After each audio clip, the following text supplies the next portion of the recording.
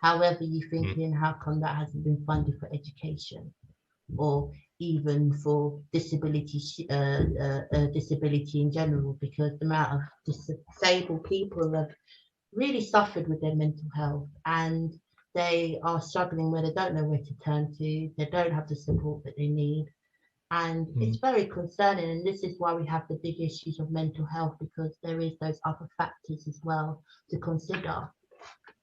And I guess like because as you mentioned, like hidden disabilities is one thing, and of course these are things that maybe aren't the most apparent, like issues that you know, from someone that's not aware, can easily overlook, you know. And I guess what would be useful in a sense is to kind of talk about like what are some of these specific I guess issues that are being faced within the education system. So like what are the things that you know, I guess Areas. some the areas of concern, if from like I guess like a mainstream school, whatever the case is, what are those what is like missing that needs to be done? What kind of like practices need to be in place to make it as inclusive as possible? No problem. The areas which needs to be addressed, first and foremost, qualified teachers. There's not as much qualified teachers as there could be, and like more, like for example, I was taught by PE teachers within a maths lesson, and this is in mainstream. There's also that issue where it's important for us to be in a small class of 7, because for us to be in a class of 300 or 300 maths, it's hard for us to kind of concentrate. So that kind of understanding that independent is applicable for us, because basically in the specialist, where basically it's where they have other people who have neurodiverse, they have other people who have learning difficulties, and they are understood, where they have that one-to-one. One-to-one is so important. Resources within the materials that make us be able to learn a like kind of assignment or some sort of task, where you have these like colored cards, funding in that area. Also the importance of qualified teachers within epilepsy as well, and nurses, because it's not really looked or taken priority. The importance of the personal budget, which families and students have been fighting for some time and asking for the local authority to deliver with personal budgets. The also importance of local authorities being watched over. At the moment, there's no regulator who watches over them. And you wonder why, because this is why we're in the issues that we are in. If they were probably watched over by a board of neurodiverse parents, it probably might change and improve matters in those issues that we have of people being out of education, the failings of money not being funded, and also the court systems within myself, who's been to tribunal, found a placement with my assistance of my mum. However, they yet to this day, they don't want to name Part I within a plan that I'm going to explain to you all, called the Educational Healthcare Plan. It's a profile of a student who has learning difficulties, and it tells them about like what support they require, what would they need to be delivered within a placement, and also in Part I, the name of the placement. My Part I is blank at the moment. That is unlawful in the fact that the court hearing asked for it to be put into Part I. However, the local authority feels it's not their duty because they don't want to fund for my placement. So they want to come with their local offer. And this is what's been another issue. They want to come with a placement that is within their price bracket, and of course don't want to deliver the child or student in the fact that what would make them be able to succeed and do well. So you have that issue as well. The other issue is also the personal independence payment system that discriminates people of hidden disabilities, and also people of Black heritage or a different social mobility background, especially also with epilepsy as well. So these are some of the points which the Claudes SEN law looks at to address. And basically it's important that we take for that action, because it's these continuous stories that people of the SEN and neurodiverse community has had to dealt with for years. And the corruption within mainstream is unbelievable, where they might ban parents from the school because they are not behaving in the way right with the funding of the students' education. They may also bring in other third-party speech and language and OT practices without the parents' consent. They may also um, give a child another support worker without their consent, when the parents, and the importance underneath the Family Act is for the parents and students to be involved in every single conversation, every single annual review, and also every single changes within the educational healthcare plan. However, this has not happened, and that is my call for action in the areas of the Claudes SEN law, why it's important. No, thank you for that, Claude. I have a question. Yeah. Can you talk about your experience within the education system, as well as the interaction with the local authorities, and what has led you up to make this, proposal of Claude's law as such? Thank you. No problem.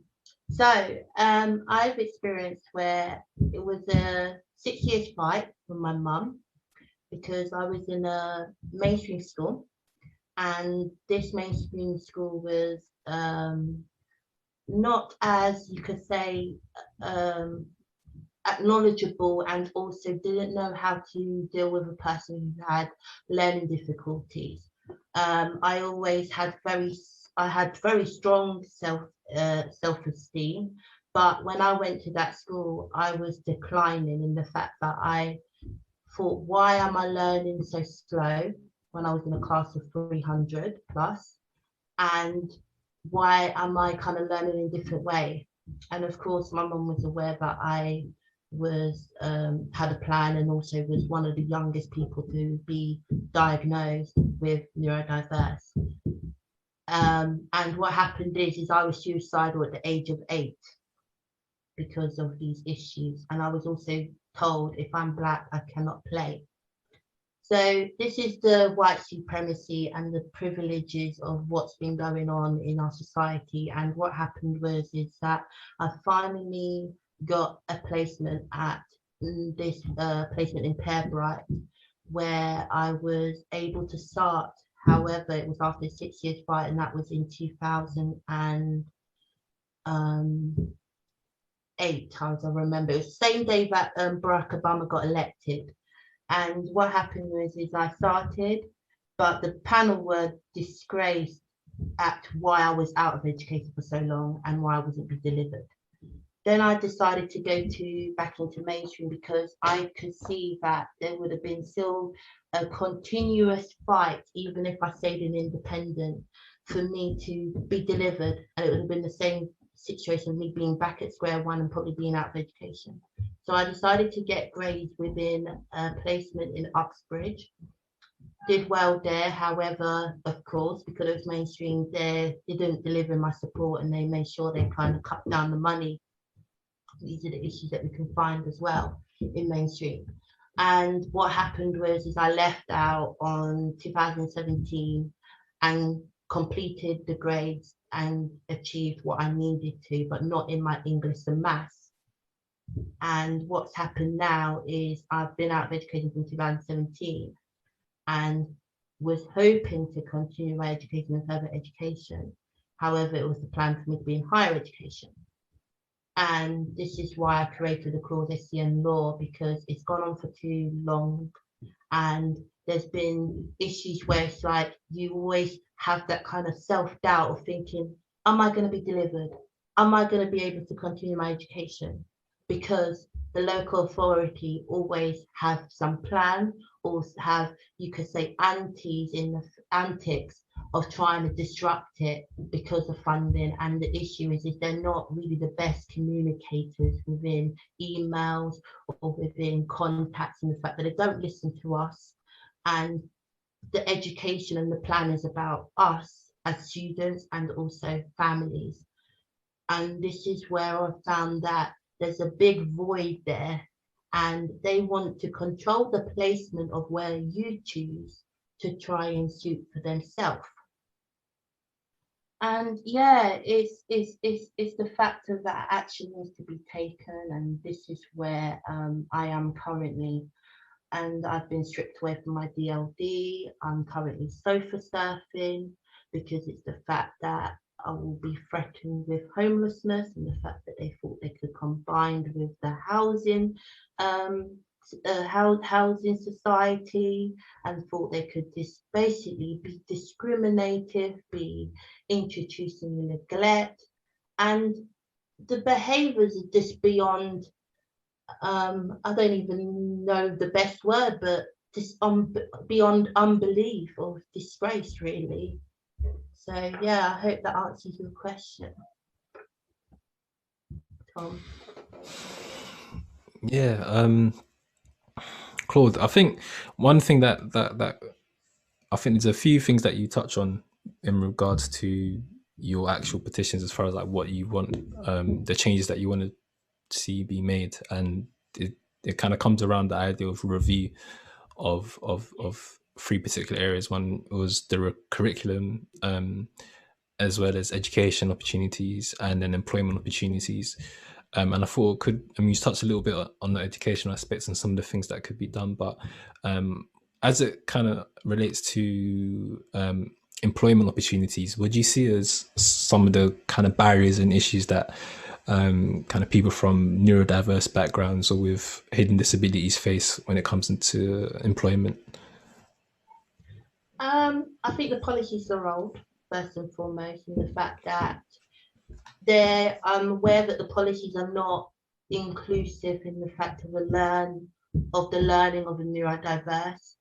Also, I wonder where would they be able to go if they need support within, if they're finding it difficult, and also those kind of important support systems, important kind of accessibility as well for disability people, because if you think about it, we live in a society where there's so many stairs, it's not really kind of modernized as it could be. We live in a very Victorian age, I think the best summary for it. And I think the policies and I think the whole kind of infrastructure of it all is very Victorian. And we're living in the 21st century. And to be honest, I think that the ways of how we learn is not really catered for within work policies and policies in general. So yeah, I know that some places are doing their best to try and implement, but I think we could do much more better. Yeah, I think as someone that's obviously coming from a perspective of not, well, funnily enough, there's some elements of it that actually do pertain to me as far as like hidden disability. So I actually have epilepsy, but it's like it affects me, and obviously it affects people differently, but the way it affects me hasn't kind of really been a barrier to my employment or my work life and that kind of thing, and it happened like later in life as well. But as someone that doesn't have as much insight, these are issues that are clearly very important, but when it comes to like policy decisions around it and what are the best practice to make those improvements, you mentioned that there's some people that are kind of doing things here and there, but like what does good practice look like for you? Like, I guess for me is kind of like it's hard to visualize what would be something that could particularly because there's such a diverse range of issues, but that can be beneficial to a large segment of people that are affected by it, Yeah. but still be, do you know what I mean? Still be like viable for everyone, and be able to be done in a way that still has the most benefit, so everyone's included, and etc. But yeah, from your perspective and from your experience, like what does good practice look like?